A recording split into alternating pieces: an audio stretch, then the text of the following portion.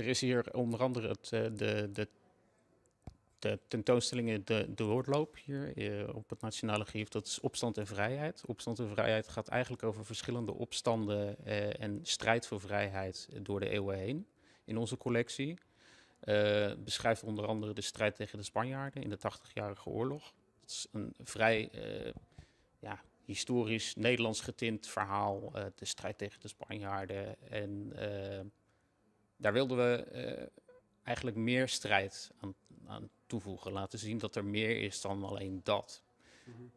Er staat bijvoorbeeld ook een stuk in waar het over de opstand gaat van de vrachtvaarders in Suriname.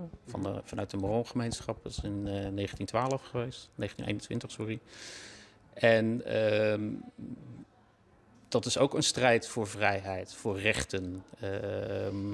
Uiteindelijk hebben we ook nog een component erin zitten die gaat over de strijd van vrouwen voor meer vrouwenrechten. Baas in eigen buik en meer van dat soort strijden eigenlijk voor vrijheid. En voor meer erkenning van wie mensen zijn, wat voor rechten ze zouden moeten hebben. Dus ja, dat is een beetje... Kan je gewoon zomaar naar binnen lopen voor deze tentoonstelling? Klopt. Het Nationale Archief is open van maandag tot en met vrijdag. En in sommige perioden ook in de weekenden. De tentoonstelling is in de omloop. Dus daar kun je gewoon doorheen lopen en dan kun je daar gewoon naar kijken. Er zijn ook nog een drietal filmpjes bij gemaakt. Met onder andere bepaalde bekende Nederlanders en bekende Surinamers. En voor de rest geeft het heel veel inzicht. Zag ook een gedeelte over Curaçao?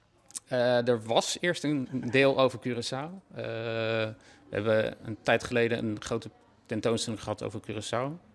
Waarin meerdere aspecten uit de Curaçaose geschiedenis zijn belicht en beschreven. Die is helaas alweer voorbij. We hebben nu al een nieuwe fototentoonstelling. En er wordt hard gewerkt aan een tentoonstelling voor later in het jaar. Okay. Gaat niet over het Caribisch gebied, maar gaat over de geschiedenis van moslims in Nederland.